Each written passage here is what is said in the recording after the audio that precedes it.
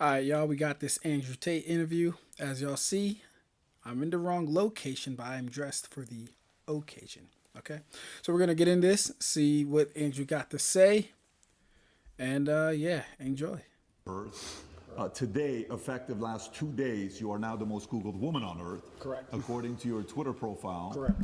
And we wanted to make sure after the BBC interview, you made certain requests. Yeah. You said you want, moving forward, there to be a $50,000 fee when people sit down to do an interview. So we wanted to make sure the ESG score for this interview would be very high. We got you a $50,000 Target gift card. I appreciate it very for much. Thank people you. in America will Perfect. appreciate I need that. a whole new wardrobe. And then Yes. you also said cookies. So Adam got you some Box of Tate chocolate. cookies. Amazing. To make sure we Yes. match that. And then we One did, for your brother as well, I we did believe. bring a Bud Light, Yes. but unfortunately, Vinny finished it on the way here. Vinny, you know, we I'm already a girl. I don't need Bud Light. yeah, so we respect that. So, but anyways, look, a lot's obviously changed from last time to this time. Just real quick, shout out to them for getting the shit that Andrew said to bring. That's hilarious. Last time we sat down was around 9 months ago. Yeah. You had, at the time, been deplatformed from every social media platform. We came out here, we sat down, we spoke. The Matrix was attacking you. You were saying, Matrix attacking me, Matrix attacking me. Yep. From then on, Musk buys Twitter in October. Yep. He then reinstates you. Correct. In one day, I believe you get 1 million followers on Twitter. You're upwards of 7 million today. Yep. Every other account's taken down. I think even Tristan was taken down off of Instagram. Yep. And then, you know, the arrest comes, the lover boy, all these articles. Yep. And Vice releases the hit piece on you guys. You know, they're saying what they're saying, and I'm sure we're going to get some comments on that. Yep. The initial 30-day lockup was extended twice, 92 days in the dungeon. Yep. We had a chance to speak with one of your lawyers, Tina Glandian, on February 24th. It was a great conversation we had with her. Then eventually you're released. You and your brother come out, and you specifically make it clear that you did 7,417 push-ups. Correct. Very impressive. You received letters. That's crazy. 7,417. That's ridiculous. From thousands of fans. You read the Quran on a daily basis. Yep. At no point was any charges, anything official charge. It was all allegedly. Yep. And while you were away, a new star was born, Dylan Mulvaney, which I'm sure you're familiar with. From there on, a lot of comments were made. Comments of people that supported you, comments of people that didn't support you. Yep. Logan Paul said by 2023, he will not have a sliver of relevance, is what he said. KSI said Andrew Tate snitched on himself after getting racial by Greta Thunberg. Yeah. Destiny said Andrew Tate has been arrested for rape charges in a country he specifically lives in to avoid rape charges because he was beefing with a autistic child on the internet. I think he's referencing the great Greta. Yep. Matt Bernstein advocated to get you kicked off of Instagram. Sure. And he's part of the Blue Pill community, a big famous makeup artist. Yep. Ethan Klein said, and that's why I call him Andrew, the human trafficker. He sent me a cease and desist threatening to sue me for defamation for saying he's a human trafficker. Yeah. What else am I supposed to call someone that buys and sells human beings after their will? Tate, the human trafficker. NBC in January 2023 said Andrew Tate said he broke a woman's jaw and that his business was a scam ahead of Romanian charges. Yeah. Rolling Stone said, meet Andrew Tate, ex-kickboxer, red pilling the angry young men of America. These are people that didn't support you. Now, these are the people that supported you. Tucker Carlson, he comes out and he says on Full Send podcast, first of all, he's really smart. Yeah. The spirit that animates Andrew Tate is very clear and very obvious, and it's not a malicious spirit at all. Andrew Tate's core message is respect for yourself, act like you're worth something, Yep. achieve something, do something, get the fuck off the couch, put down the porn, go do something with your life. That's the greatest message that anyone could give. It tells you everything about the people in charge who say that's threatening. What is that threatening? The same people who live on the pedo island with Epstein and the same people that were friends with Harvey Weinstein were claiming to protect women by rebuking Tate. Yep. That's Tucker Carlson. Yep. Piers Morgan, who originally, when he went on, it was very combative. Correct. It was a very good interview, entertaining, but it was also interesting to see him trying to push you. And then he flips and he says, this is getting ridiculous. Romanian authorities must either charge him Yep. and his brother if they have actual evidence of crimes or release them. Musk obviously supported by restoring your account like this. Jake Shields said people are freaking out about young boys looking up to Andrew Tate, but totally fine with young girls looking up to Cardi B and the Kardashians. And obviously, Aiden Ross, Red Pill Community, Joe Rogan. I can go on and on and on about a lot of things that's being said. We watched the BBC interview. I think it was very dope how he started off with everyone that disagreed with him or had anything negative to say, gave their opinions, perspectives about Tate, and then he kind of introduced everyone who pretty much agreed with him and sided with him. I think that's very nice. I like the duality. I like the contrast. Let's get it. And we'll talk about BBC here in a minute because I have some questions on that as well. But the first thing I want to ask you is, 9 months, where we were at then, September, to where we are today, a lot's changed. How do you feel with everything that's going on? And tell us a little bit about your current state today. Yeah, there's a very strange sense of terror that comes from knowing exactly what's going to happen to you. There's a strange sense of calm that comes from it also, but in the middle of the night when you can't sleep, sometimes you feel happy knowing what they're trying to do to you, and sometimes you feel terrified knowing what they're trying to do to you. I think I'm very happy.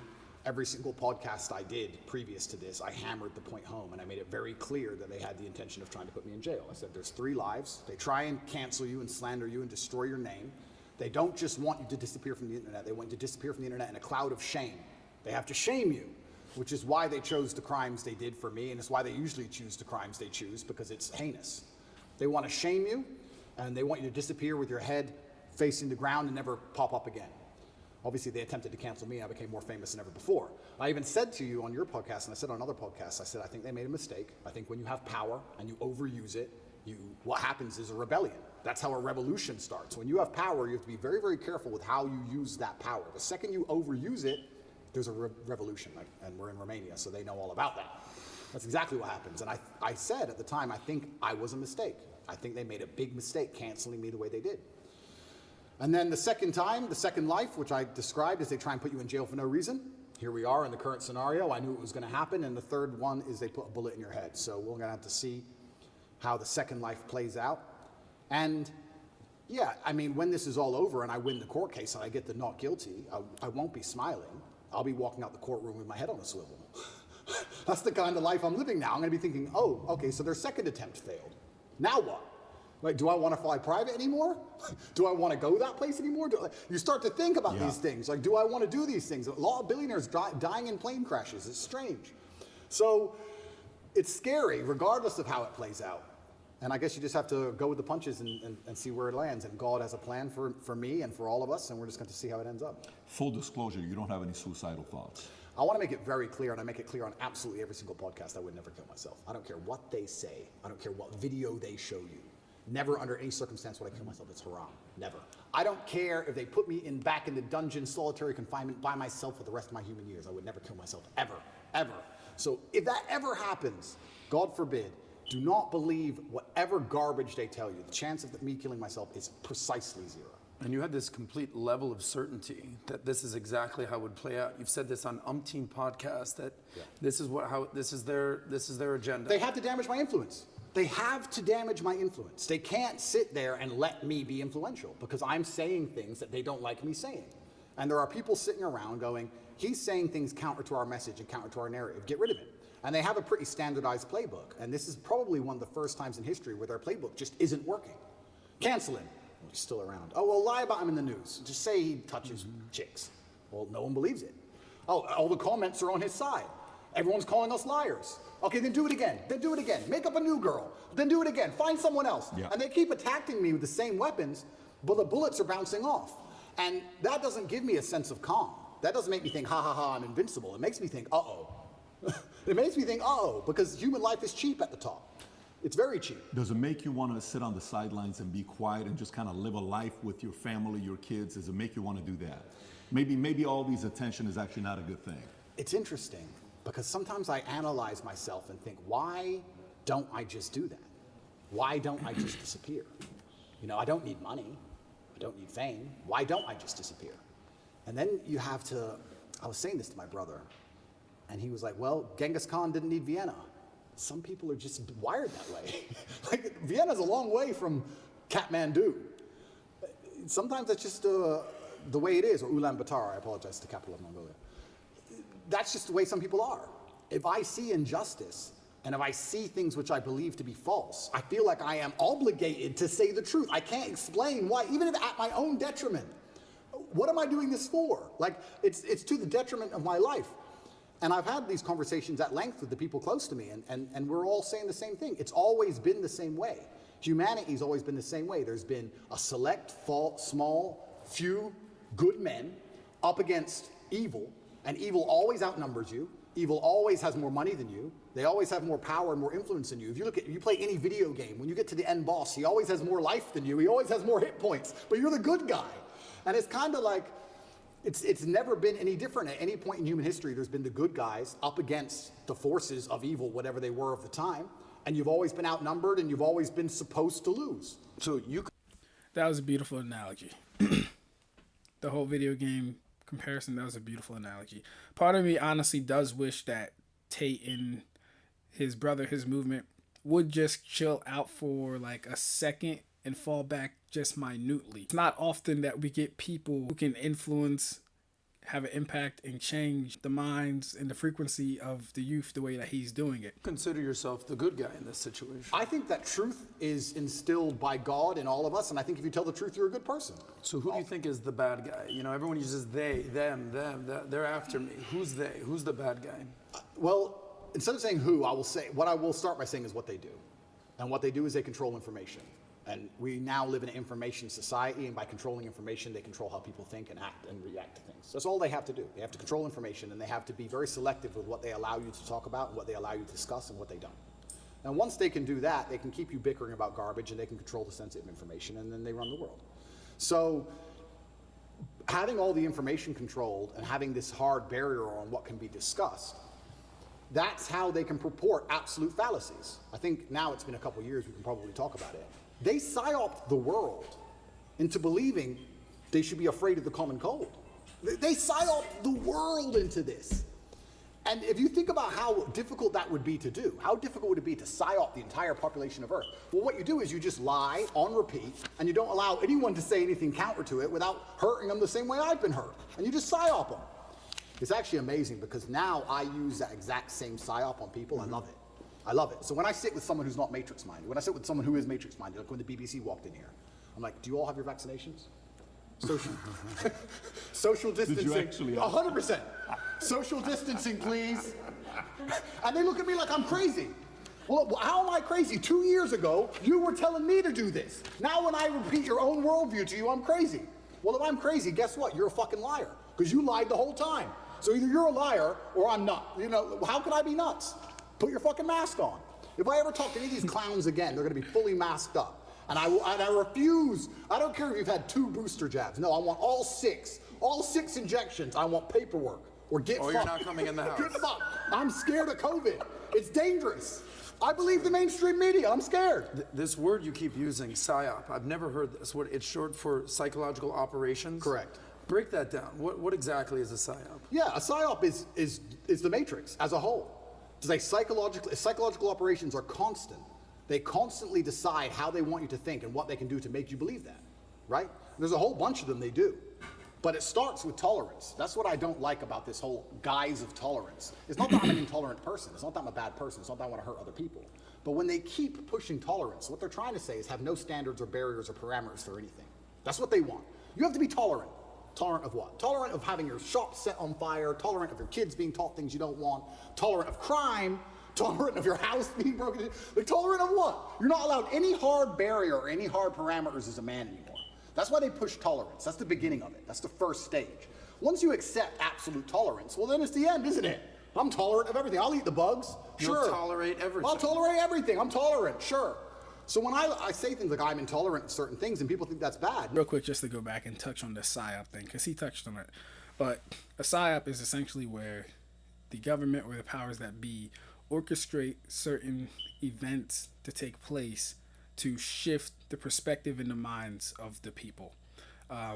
COVID is a good example.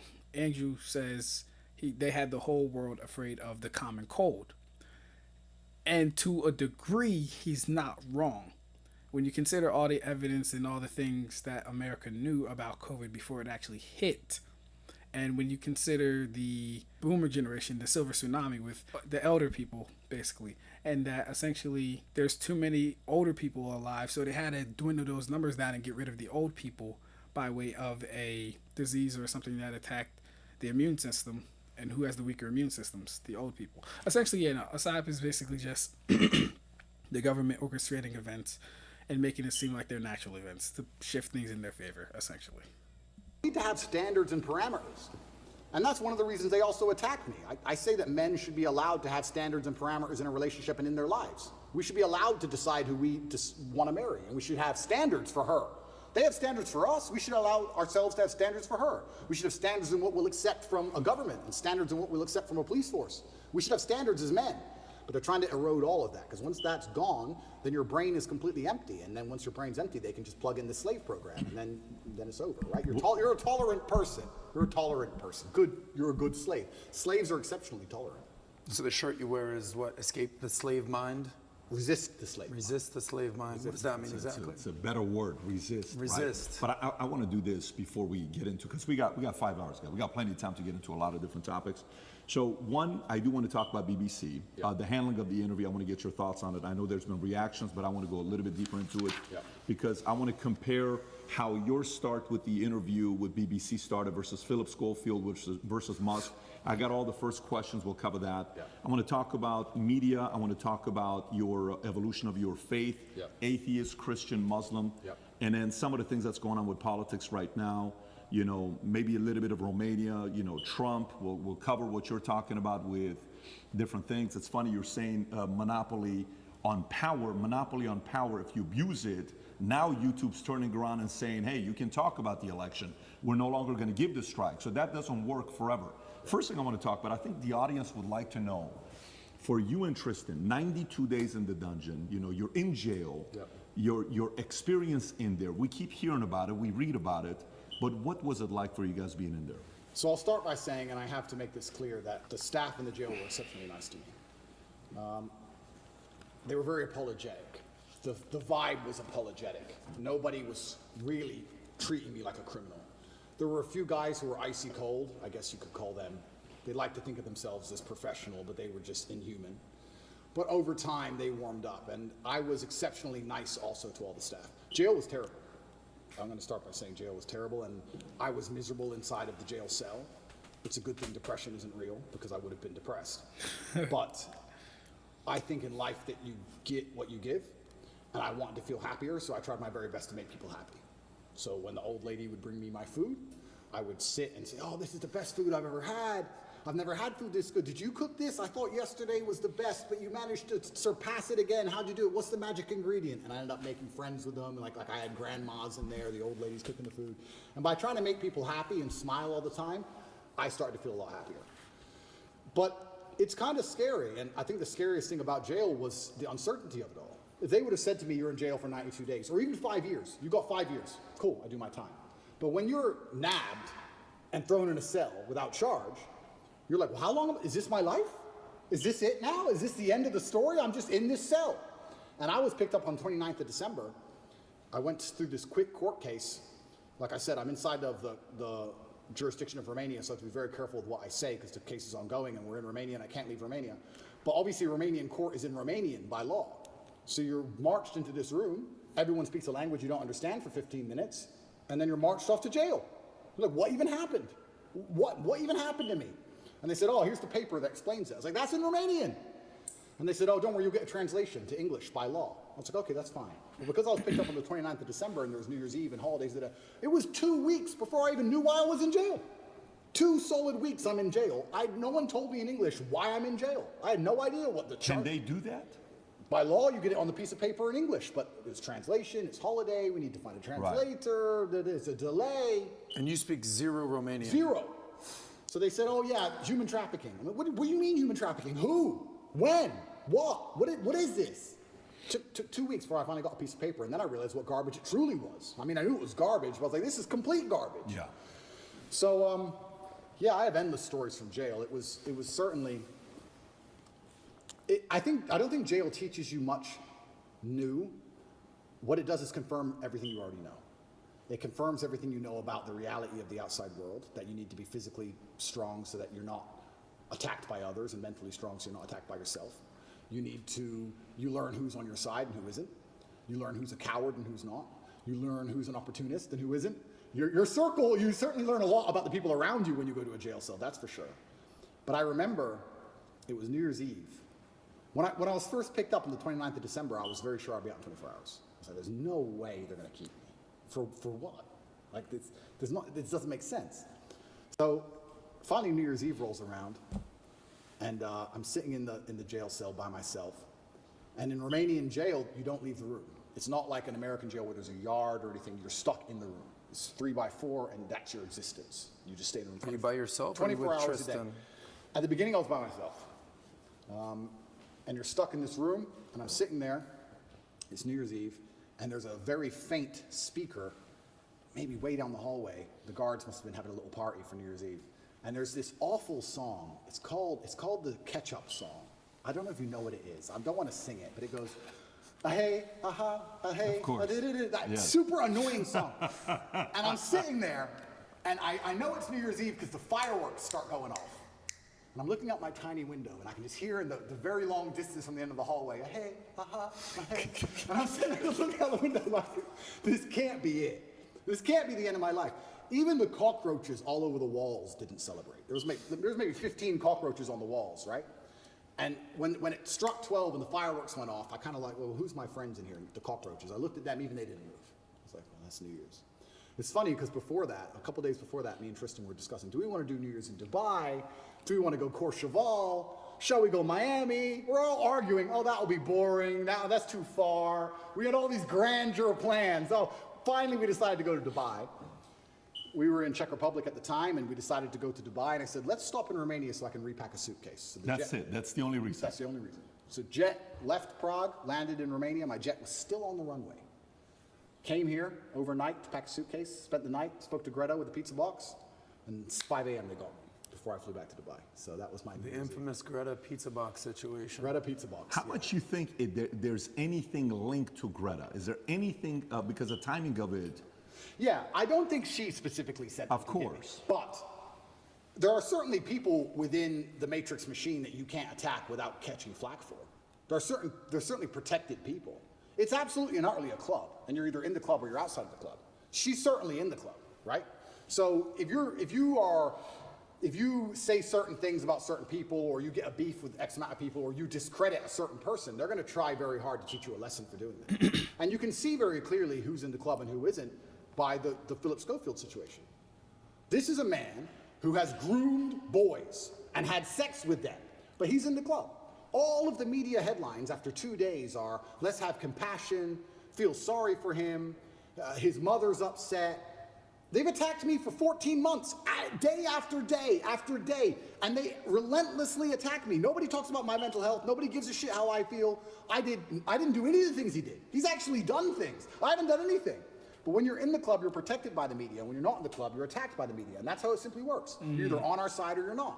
But to join their side, you have to sell your soul. Your sanity has a price. Your sanity is for sale. You have to sell it. You have to come along with your sanity, take out your mind and say, here you go. Take my sanity. I'll take 35 million. Yes, that is a woman. Yes, protect me. It's insane. And the reason these people join these clubs is because they know they're doing bad things and they feel that they need protection. The reason I stand up and argue against all this shit is because I know I don't have skeletons in my closet. You think I'd be on the internet talking like I talk and fighting the Matrix if I had skeletons in my closet, if I was actually a bad person?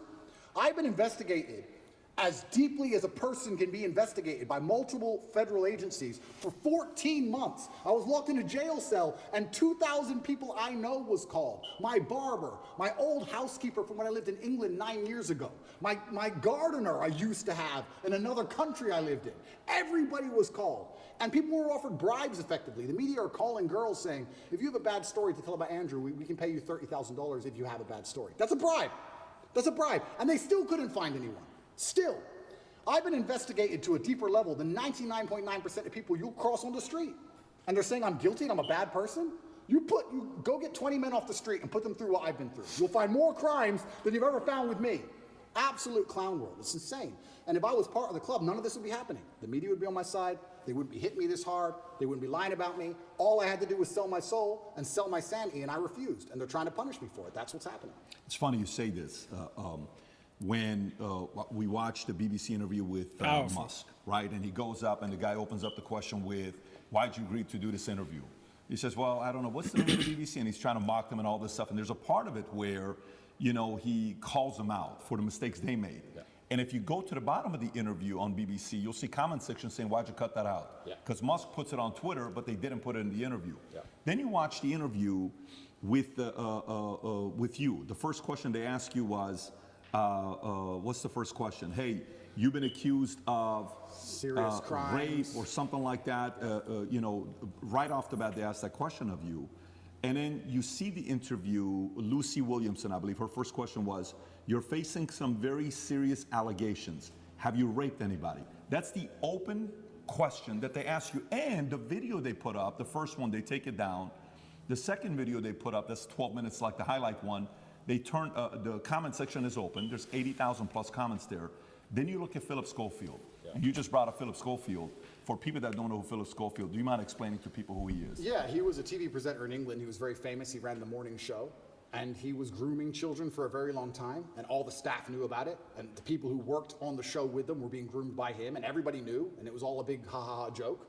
And now he's come out saying, oh, please don't pick on me. I feel sad. And the media is saying, I'll leave the guy alone. He is, when you go look up his Wikipedia, it says he rose to prominence as children's BBC continuity presenter from 85 to 87. Yep. Then went on to do programs on BBC and ITV for Going Live, This Morning, Dancing on Ice, All-Star Mr. and Mrs., The Cube, and a bunch of other things. And they interview him, okay? While he's going through the mess, you know, after 27 years of being married, this one guy that he groomed since 10 years old, his name is McGreevy, I want to say, something McGreevy, yep. That he's going through the process. Matthew McGreevy, they met at 10 years old at a theater group. At 15 years old, Philip follows him on Twitter. Yeah. While the kid is 15, he follows him on Twitter. Yeah. The guy celebrates it. Long story short, Ruth Langsford, they work together with. She files a complaint. Then right after filing the complaint, McGreevy gets fired. Then he has to take a break. Then he comes out after 27 years telling his wife, you know, and hey, I'm gay, I'm coming out of the closet. He's got 2 daughters. But there's a part of it where Matthew calls his wife and says, hey, yeah.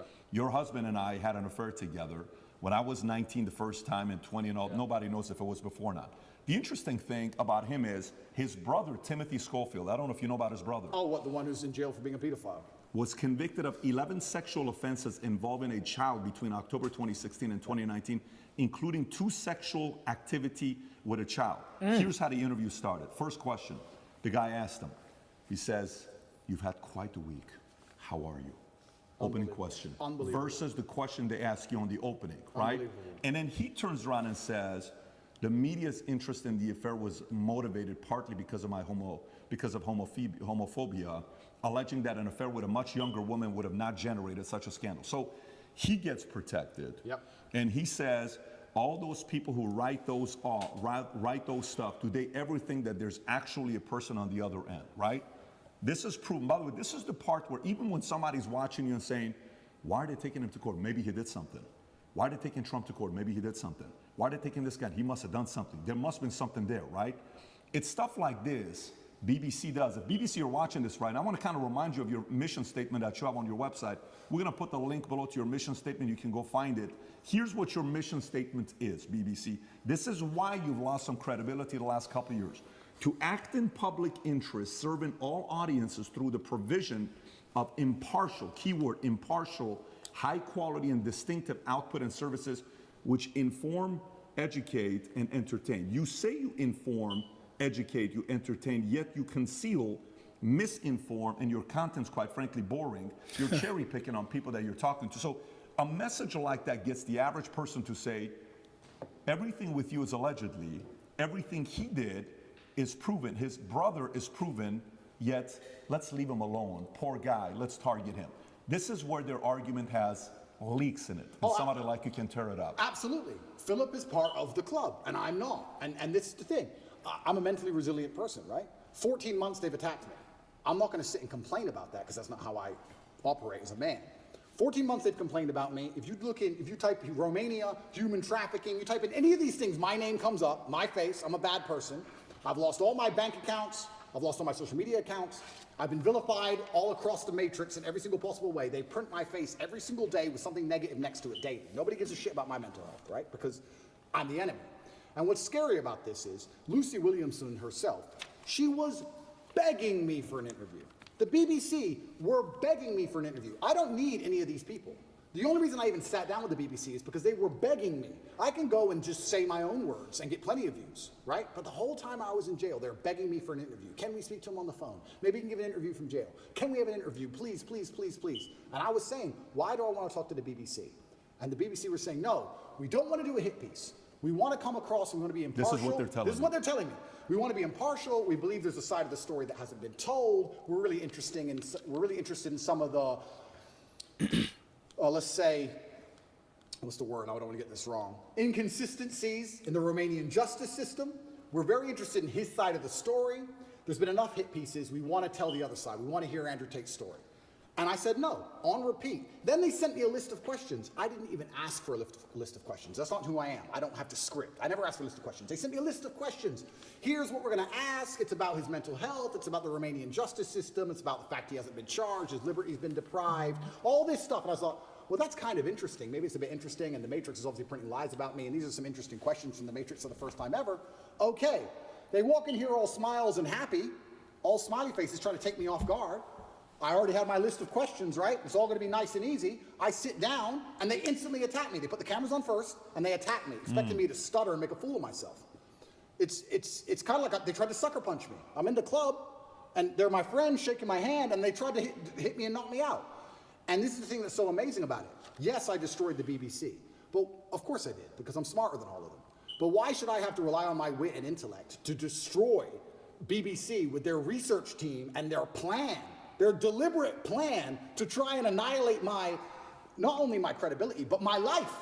They are trying to put me back in jail, these people. They're not dishonest. They're genuinely evil. And they don't give a shit. And so why should I even sit there and entertain them? I believe I could slip every single sucker punch they throw at me for the rest of human time. I could sit with any of these clowns. And no matter who they sit with their research team, whatever garbage they come up with, I'll make a fool of all of them. But why am I even entertaining them anymore? What's the point? That was the last chance I gave mainstream media. They lied for months to get that interview with me. Completely dishonest, head to toe. And like you said, they sit with Philip. Are you okay? Are you okay? We heard your mom's upset, that poor old lady. Maybe everyone should stop talking about it because his mom's upset. Let's not talk about it anymore because his mother's old. You're either part of the club or you're not. You have to sell your sanity nowadays. If you sell your sanity, you're afforded protections. That's the reality of it, because if you're a sane thinking person, you don't buy their bullshit. And that's what upsets them. They don't want anybody who thinks for themselves. They need you to they want you to believe exactly what's on the television screen. Believe in COVID. It's COVID now. It's COVID now. Oh, Putin's invaded Ukraine. Putin's cured COVID now. Now it's Ukraine. It's insane till the next thing comes. It's absolutely asinine.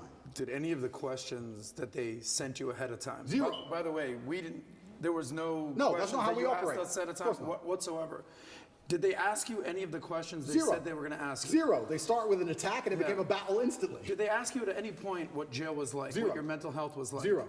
How, like, you completely missed the mark when everyone wants to know what was jail like? Well, and they don't even ask you that question. But this is what's so interesting about it. These people are so detached from reality, because they are genuinely detached from reality.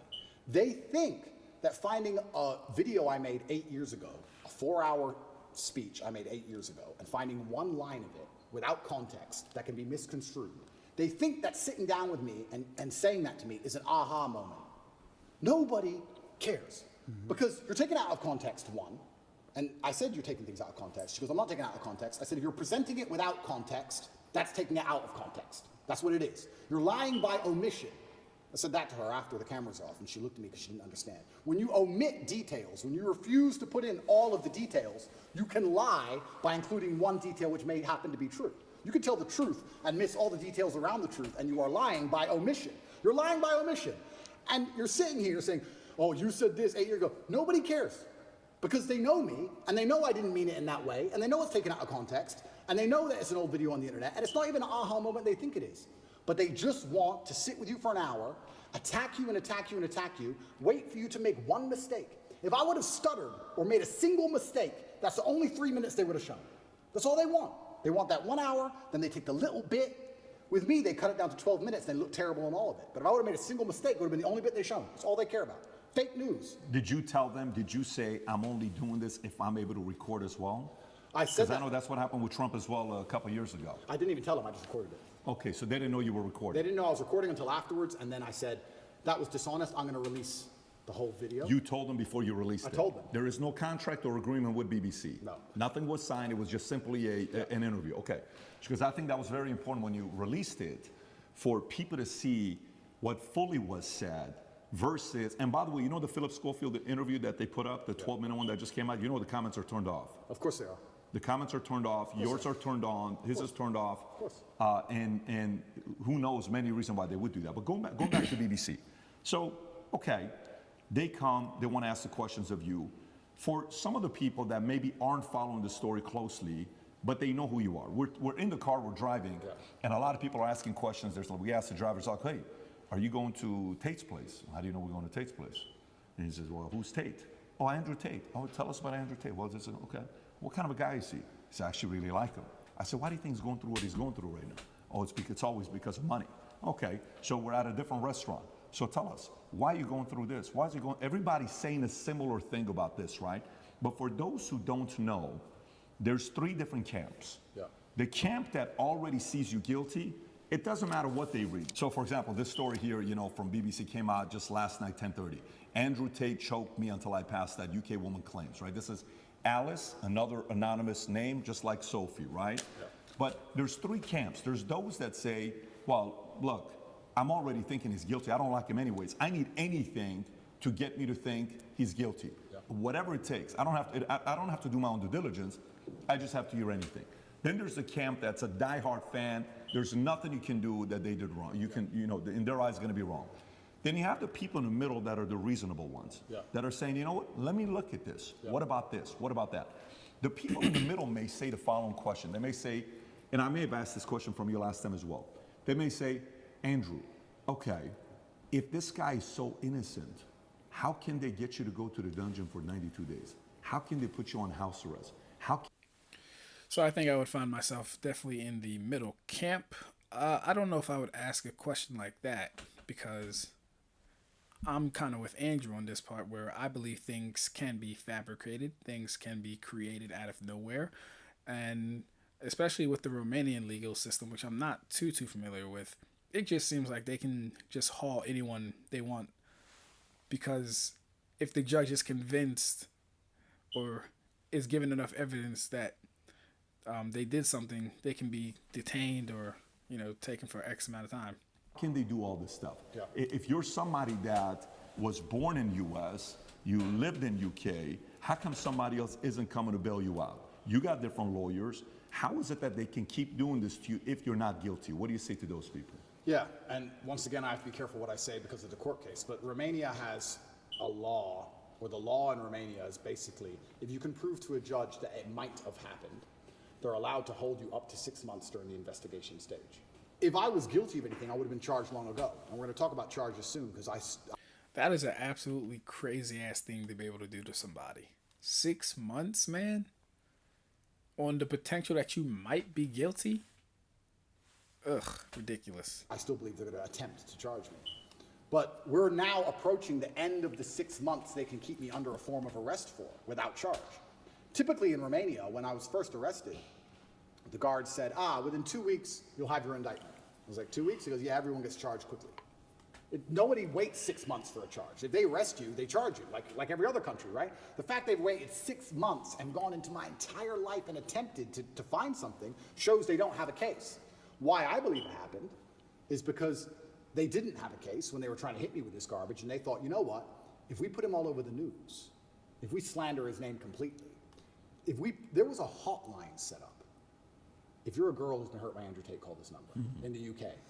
A hotline. So they were attempting to use the media to find what they wanted. Months go by, months go by, months go by, case file's empty, nothing's happening. My lawyer's saying, when are we gonna close this case file? Like, yeah, we're just waiting for some papers, we're gonna close it, we're gonna close it, we're gonna close it. Around the time I was canceled, things started appearing in the case file again. They start spying on me again. Very interesting that it happened around that time. I don't know if they understood that I wasn't protected by the political class of the USA. I don't know what happened. They started to build this case, and they spied on me for all of these months, spending millions of euros, spying on me everywhere I went, trying to find evidence of a crime. Eventually, they get to the end of their legal limit to spy on me, and they don't have any crime. They don't have anything. So in my current court case, we have 2 Americans who lied, the ones who we have the conversations between them saying they're going to get an Oscar for lying to the police. We have the CCTV of them coming and going. We have their Uber records showing they can travel the country freely. We have their phone calls with their mother where they're saying, yeah, he didn't hurt me, and my boyfriend caught me. We have all of it. We have all the evidence. We have those 2. And then there's nobody else who could possibly even take the stand. I don't believe, as high level as this Matrix attack is, I still don't believe a Romanian judge is going to put me in jail with the dossiers. I've seen it. It's garbage. I don't think I'm going to end up in jail. But it's just taking years of my life, damaging my influence, having bad things to say about me, keeping me under control, keeping me locked in a house. That's all they want to do. They have no interest in the truth. There's no victims. There's no one to take the stand. Do you know who Sophie is or Alice is or no? Yeah, so the BBC, Ali? that's really interesting. So then the BBC says, well, we found victims, because the BBC have done enough investigative journalism to understand that the case is garbage and there's no victims. So they said, well, we found victims. They found one called Sophie first. That was a few months ago. I think I was still in jail when Sophie appeared. Is that her real name? No, that's her fake name. So they have a girl with a fake name called Sophie. They don't show her face. They ask me, what do you think about Sophie? How can I comment on Sophie when Sophie isn't real? Firstly, you've made her up. Secondly, I don't know who you're talking about. You're saying that 9 years ago, I was emotionally controlling? That is the most subjective garbage accusation. What does that mean? 9 years ago, I said you shouldn't party with those guys in the club. Is that what I said? I don't know what I said. I don't know who she is, if she exists at all. And they're saying 9 years ago, you were emotionally controlling. Sophie said so. Who's Sophie? We're not telling you. What's emotionally controlling mean?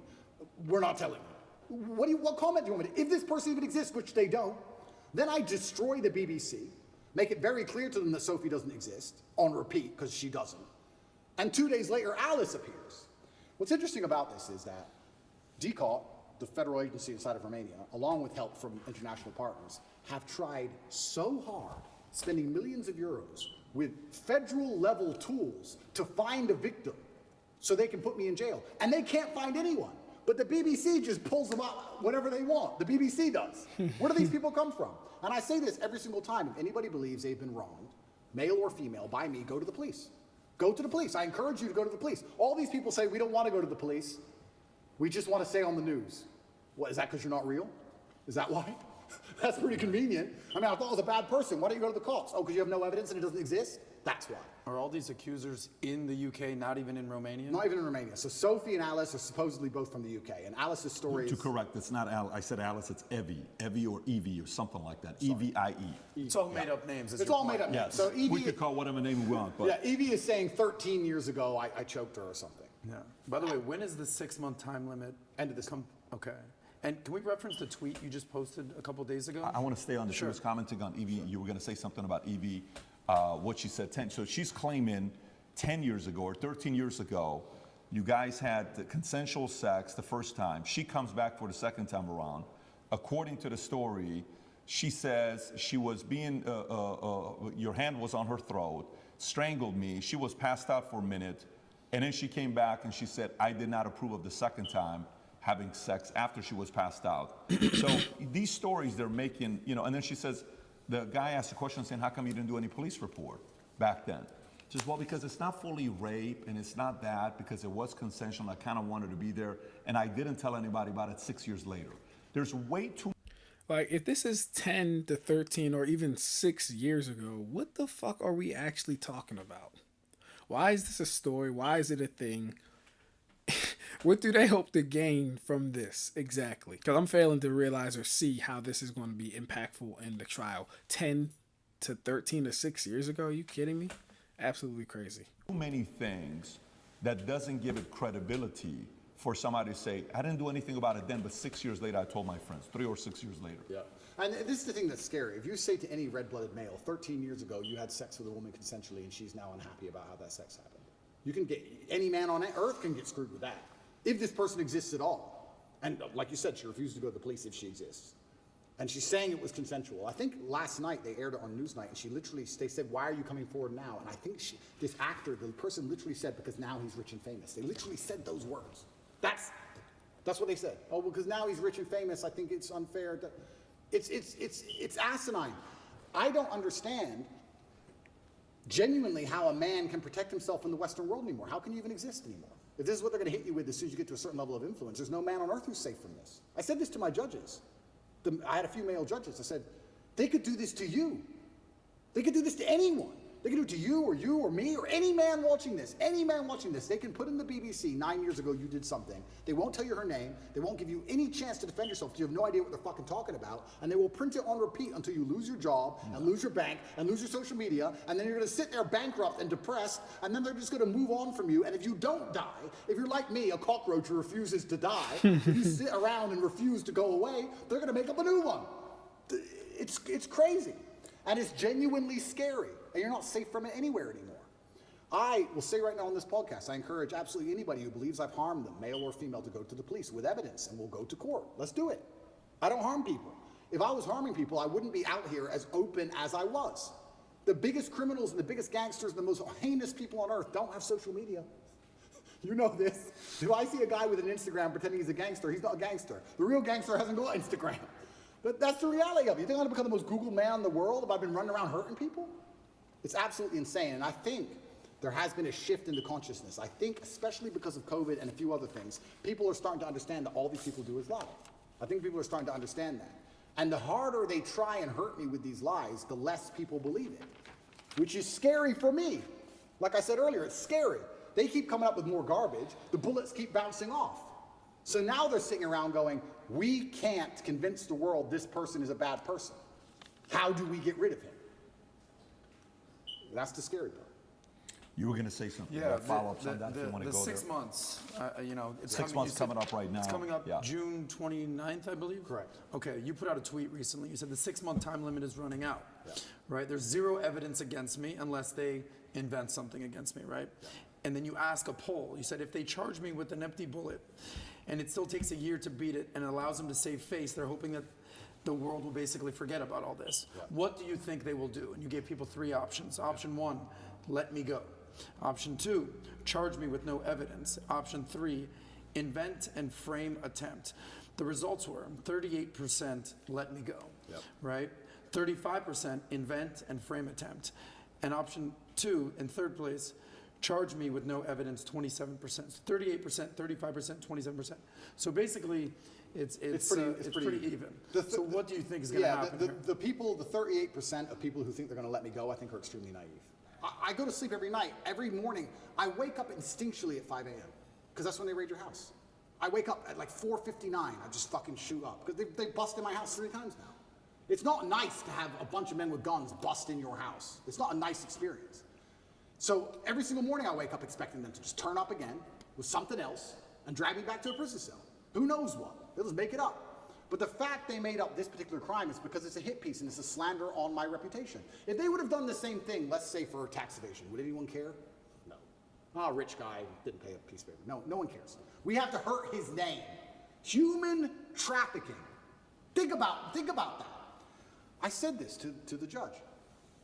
How does it make sense? A man with no criminal record, who is financially successful, decides to begin to human traffic at 35 years of age.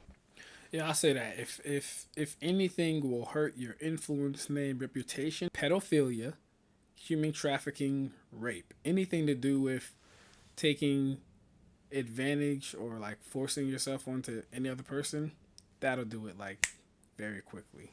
So he know what he's talking about. I have no financial motivation. It's clearly not my personality profile. I don't need money. Why have I begun to human traffic from nowhere? It doesn't even make any sense from a pure logical perspective. There's no motive to the crime. Who have I human trafficked? Who is the victim? There's no victims and there's no motive. And here I am on house arrest.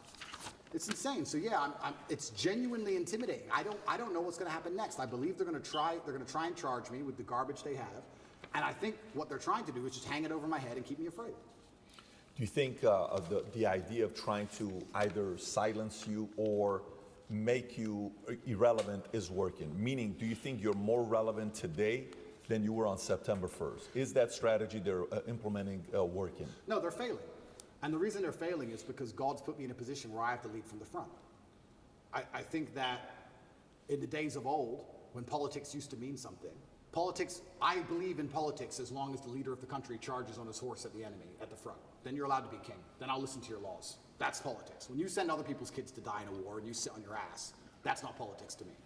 But now I'm in a position where I'm spearheading, by God's plan, the rights of basically every man on earth. They could do this to anybody. So I think any man with a brain who's thinking is looking at my position and going, they could hit me, or my friends, or my son, or my dad the same way they're hitting this guy. And that builds a degree of affinity amongst my audience. So no, they failed. They failed and they made a hero out of me, which is what I'm actually scared of. I am scared by the incompetence of my enemy. I'm scared by the fact that they are failing so monumentally. If they had been half successful with the cancellation, none of this would have happened. If the cancellation made me an obscure internet personality, it'd be over. If I would have just allowed them to beat me, none of this would have happened. But I beat them. And that's the problem. Now I'm sitting here going, okay, well, after I beat the BBC, after I destroyed the BBC, Tristan gave me a high five. He's like, oh, you wrecked them. They're going to look so stupid. I said, bro, we've sunk the HMS Hood. HMS Hood in World War II, HMS Hood was the British battleship. It's the flagship of the Royal Navy. And the Royal Navy was obviously renowned. It has been for hundreds of years. It was the best battleship. And it was up against German battlecruiser, the Bismarck. And the Hood should have outgunned the Bismarck. And it was the best German ship against the best British ship. By absolute fluke, the Bismarck, on its first volley or second volley, landed a shell perfectly through the top of the Hood and blew up the ammo magazine. And like in the first shot, within minutes, destroyed the entire HMS Hood. Killed like, I think it was like 3,000 people, 2 survivors. You can find the video on YouTube, the Hood blow into pieces. When Churchill found out the Hood was sunk, he said, sink the Bismarck, don't care what it costs. He sent every ship, every plane, every sub diverted from every other mission. Doesn't care if we lose every plane we have, don't care if we lose the RAF. We cannot lose the Hood without him losing the Bismarck. Sink the Bismarck. When the Bismarck sunk the Hood, all of the crew were celebrating, except the captain. The captain updated his will. He updated his will and telegraphed home to his wife and said goodbye, because he knew. When I destroyed the BBC, my brother was celebrating, I knew. I said, Tristan, no. You don't beat the British Broadcasting Corporation and make fools of them like this without some new bullshit. We sunk the Hood. And he's like, oh, we'll see. Oh, who's this? Evie? Evie. I fucking knew it. I'm winning too well. I'm scared by the incompetence of these clowns. But I don't know what else I'm supposed to do. Am I supposed to lose? I don't know how he'd be getting these comparisons and examples so on point, but that is some amazing, powerful shit. I've never heard that story before in my life. The HMS Hood and the Bismarck. I'm gonna have to look that stuff up. That was kind of dope, very deep. I'm genuinely looking for guidance here. Am I supposed to roll over and fucking lose? When they're lying about me and slandering my name and trying to put me back in a fucking dungeon? Back with the cockroaches? All I could do is protest my innocence, but they're such idiots, I make them look so stupid, and then there's egos involved. You think Lucy Williamson hasn't been called into a meeting room with some BBC producer saying, you made a fool of us? Yes, she has. There's egos involved. Big businessmen with business interests have ego investment in hurting me now. And I keep winning. So I don't know, I'm in a very precarious scenario. Do I continue to win? Do I let them win a bit? Do I just roll over and shut up? What am I supposed to do? I don't know what the right move is. It's difficult. Someone needs to tell Andrew the right move is to lose strategically. Yeah, there's a strategic way to take losses. He needs to learn it. Because he's right. He is winning too much. Too much success is not good. You sincerely don't know what the right move is. I sincerely have decided that the best thing I can do is stay true to my faith and stay true to God and tell the truth and fight. The right move for me, I believe, is to fight. And fight to the end, because I think that suicide is always the wrong option. I believe if you're put in a bad position, the best thing you should possibly do is fight to the best of your ability, which is what I'm going to do. I apologize However, about that shit. If I was looking at it purely logically without any kind of ideological motivations, perhaps if I would have shut up when they wanted me to, I wouldn't be in this scenario. But that's just not who I am. You know, Alexander the Great didn't have to keep conquering. Genghis Khan didn't need to take Vienna. He could have just chilled. He kept going. So I feel like when I'm in a position where I don't know what I'm supposed to do, the best thing I can do is just look to God and tell the truth. And that's what I'm doing. I want to ask you one more question regarding human trafficking, because this is a heinous charge, or Absolutely. allegedly. I mean, this is not lightweight stuff. You famously ran a webcam business. Correct. Perfectly legal. Yep. Nothing wrong with that. I mean, I can't tell you how many women are doing OnlyFans these days. Yep. Webcam business. Yep. How much of a reason was that, a correlation for the human trafficking, the sex trafficking, the webcam business, how much did they correlate Yeah, they're that not- to? Well, he must be human trafficking. He's running a webcam business. There's no correlation. Zero correlation. So they haven't even charged any of the webcam business for any of this. Zero. And what's crazy is, It's crazy. His people assume that, right? it's crazy because one, it's not illegal, and two, you can go drive down the high street of Romania. There's webcam studios it's one of the most popular businesses in the country. It's not even illegal. And that was a past life. You're talking about something that happened 10 years ago. It was that long ago. It was about 10 years ago, yeah. It was at the very beginning of it. The very beginning of the whole idea of that industry. Connect is an application which allows you to take a minute to connect with influencers from all around the world. My name is Andrew Tate, and I'm available to speak directly to you on Connect. I think it's just perception. I understand I have this perception. And I think a lot of people who are also dislike me, a lot of the reason they dislike me so much is my perception. I've had people who say, I hate what you say. I say, what do I say? And after talking to them a while, they say, it's not what you say, it's how you say it. Of course. It's the perception of aggression. It's the perception of masculinity that they're afraid of. It's not even the words. They might like the words. It's my delivery. So I understand perception can be reality to a degree. I accepted that maybe the first month I was in jail. I understand when you have a message which is complicated, and masculinity as a whole is a very complicated tapestry, that the best way to instill it and teach it is to break it down to its core beliefs. So I've evolved way beyond Lamborghinis and chicks, right? But masculinity as a whole is a very complicated tapestry. You need to have the emotionality. You need to have the times you feel like crying and you don't. You need to have the times you can be aggressive. You need to have the times that you can be violent to protect your family. It's very complicated. And you can't teach that, especially to the young generation, in spite of the constant propaganda they have coming in their ears, very easily. So I break it down to a very core message. And the core message is that I have financial freedom, so it's hard to tell me what to do. And I have sexual access because I'm respected by women. And I have a good network because I'm respected by men. I break it down to those core things. And those core things are what I build that's how you build the tapestry of masculinity. Because if you don't have those three core things, you can never build the rest of it. That's the beginning of it. If you don't have those three things, it's hard to build the rest. I like what he's saying. That was a very good breakdown. Again, that was a very good breakdown. Because there is a need for balance when it comes to this whole masculinity thing. You can't have too much of one thing, or you'll be displaying toxic masculinity. But you can't also have too little of certain things, because that's when you kind of step into the realm of, oh, is he a beta male? Is he an alpha male with beta tendencies, etc., etc. I don't really like using that stuff, but that's what it is. So I like what he's saying as far as his core beliefs: financial freedom, respect from women, respect from men, and then everything kind of trickles down or becomes a foundation for his total package of masculinity. Very dope. So anybody who doesn't look into my message properly, I mean, I'm sure these people who are after me have never listened to me speak at length, ever. Ever. They just look at a picture. He's on a boat. There's 3 girls on the boat. There's no way those girls are happy with that, because my wife hates me. And there's 3 of them. So he has to go to jail. And that's what's happening. It's that baseline. I truly believe it's that baseline. But how else can I teach my message, as complicated as it is, without first breaking down and proving you have success in the most core levels of it, right? Before you learn to box, you jab and you cross. Before you do all the complicated stuff, you do the basic stuff. So a lot of it is people looking at my message, not understanding how detailed it is, not understanding how positive it is, looking at the baseline instincts which I teach and which I use to advertise my success as a whole to people, to show and say, look, I clearly know what I'm talking about to a degree, because I have things that you want. And you're a man, so you can't tell me you don't want them. Every man wants this. Every man wants one of these. And they take all this and they try and weaponize it and use it against me. And you're right. It's feminism as a whole that has this idea that if a man is a man, unapologetically, and he doesn't apologize for being a man, that he's a bad person. Which we've discussed at length, and I've discussed a bunch of times, but it's truly the most crazy thing about all of this is when shit hits the fan, it's exactly the kind of men they hate that they want. Every single time. Every single time.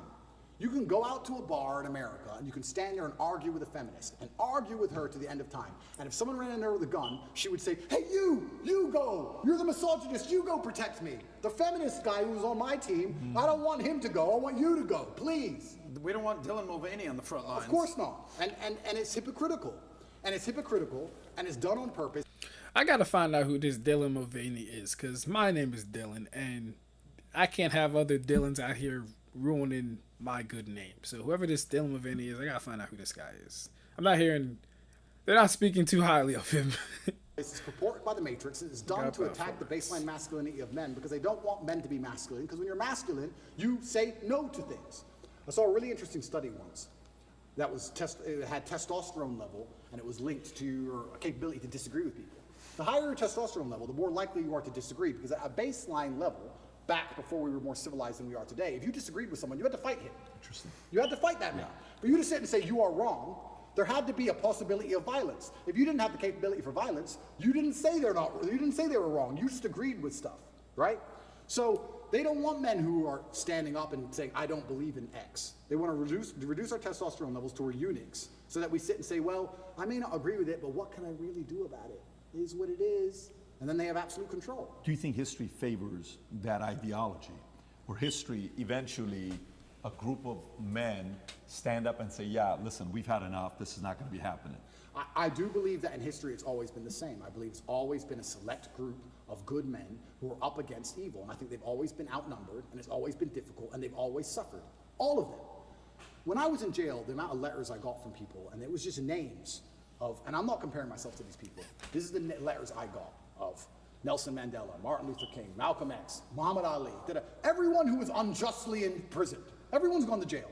Because when you stand up for something, they end up trying to put you in jail. When you're a good person trying to do good, the evil, the matrix as a whole, is going to try and throw you in jail. That's what they do. That's the punishment for it. And history's always been the same. It's always been a small group of outgunned people who stand up, who are, to the detriment of themselves, too principled to allow injustice and evil to thrive. And they stand up and they're outgunned and they're outnumbered, but they're like, no, I have to tell the truth. If you play a video game and you're the good guy, when you get to the boss at the end, he has more life than you. He has more hit points and he moves faster and he's a cheater. He cheats. He cheats. The bad guy cheats. But you still win because you're good. And that's how the battle's always been. I would love for the world to be another way, but I don't think it's ever been that way. I think if you find any time in history, it's always been the same story. And now I'm in the position where, like I said earlier, what am I supposed to do? Do I have a life path in which I can genuinely help people? And do I have a life path in which I can genuinely do some damage to the evil to the world? Or am I just going to disappear like a coward and let them lie about me and do my time and shut up and delete my Twitter account and just go away? You know how sometimes, like, I've been in sales for quite a while. If a guy who doesn't have any responsibilities and he's single, he has a $30,000 a month, boom, he's going to Vegas, having a good time. Yeah. And then he doesn't work as hard until he runs out of his $30,000. 3 months later, I got to go make the $30,000 again. Oh my God, panic, I got to pay my bills. I'm behind on the phone. Yeah. Let me buy this watch and make 40 grand. I'm going out again. So it's very inconsistent, right? And then as you're in sales longer, you're like, okay, the profile of somebody that's going to be more consistent is not a single guy. It's a guy that's married, kids, homeowner, and all those three are signs of what? Married, commitment. Yep. Homeowner, commitment, responsibility. Kids, commitment, responsibility. Yep. Last time we didn't talk about your kids. Yep. At this point, I think it's public video, your daughter running to me, give daddy a kiss, all this stuff. Everybody knows at this point. Yep. But that was the first hour of Andrew Tate's exclusive interview from the PBD podcast. Join me next time. We're going to go over part 2. This is about a 4-hour video, so I'm going to break these down into hour parts each, and then we're going to cover Tristan Tate's interview with these same guys. So, yeah, thanks for joining me, y'all. Take it easy.